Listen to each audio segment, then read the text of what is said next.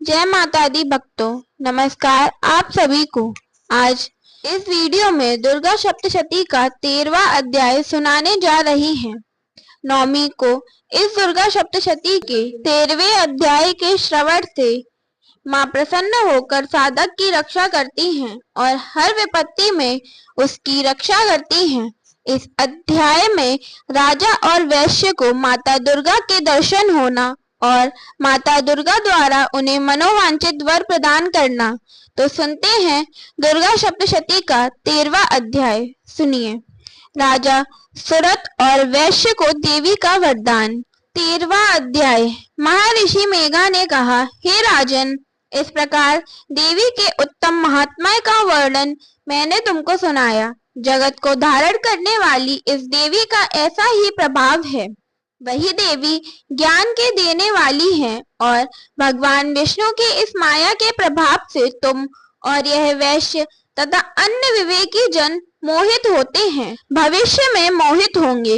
हे राजन, तुम इस परमेश्वरी की शरण में जाओ। यही भगवती आराधना करने पर मनुष्य को भोग, स्वर्ग तथा मोक्ष प्रदान करती हैं। मार्कंडेय जी ने कहा, महर्षि मेघा की यह बात सुनकर राजा सुरत ने उन उग्र व्रत वाले ऋषि को प्रणाम किया और राज्य के छिन जाने के कारण उसके मन में अत्यंत गलानी हुई और वह राजा तथा वैश्य तपस्या के लिए वन को चले गए और नदी के तट पर आसन लगाकर भगवती के दर्शनों के लिए तपस्या करने लगे। दोनों ने नदी के तट पर देवी की मूर्ति बनाई और पुष्प, धूप, दीप तथा हवन द्वारा उसका पूजन करने लगे। पहले उन्होंने आहार को कम कर दिया, फिर बिल्कुल निराहार रहकर भगवती में मन लगाकर एकाग्रता पूर्वक उसकी आराधना करने लगे। वह दोनों अपने शरीर के रक्त से देवी को बलि देते हुए 3 वर्ष तक लगातार भगवती की आराधना करते रहे। 3 वर्ष के पश्चात जगत का पालन करने वाली चंडिका ने उनको प्रत्यक्ष दर्शन देकर कहा, देवी बोली, हे राजन तथा अपने कुल को प्रसन्न करने वाले वैश्य, तुम जिस वर की इच्छा रखते हो वह मुझसे मांगो।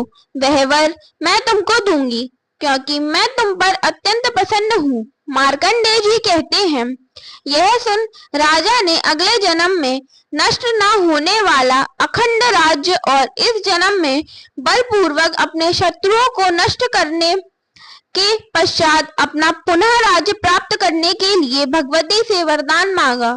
और वैश्य ने भी, जिसका चित्त संसार की ओर से विरक्त हो चुका था, अतः भगवती ने अपनी ममता तथा अहंकार रूप आसक्त को नष्ट कर देने वाले ज्ञान को देने के लिए कहा। देवी ने कहा, हे राजन, तुम शीघ्र ही अपने शत्रुओं को मारकर पुनः अपना राज्य प्राप्त कर लोगे। तुम्हारा राज्य स्थिर रहने वाला होगा। फिर मृत्यु के पश्चात आप सूर्योदय के आश में जन्म लेकर सावड़िक मनु के नाम से इस पृथ्वी पर ख्याति हो प्राप्त होंगे। हे वैश्य, कुल में श्रेष्ठ, आपने जो मुझसे वर मांगा है वह आपको देती हूँ। आपको मोक्ष देने वाले ज्ञान की प्राप्ति होगी।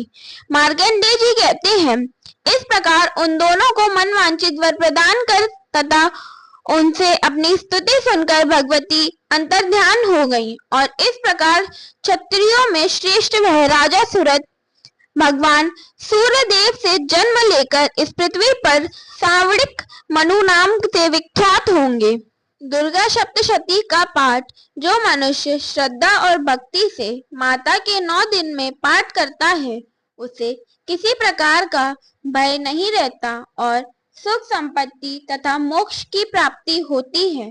आज माता के दुर्गा सप्तशती के पाठ पूर्ण होते हैं। माता दुर्गा आप सभी की रक्षा करें। जय माता दी, जय मां भवानी।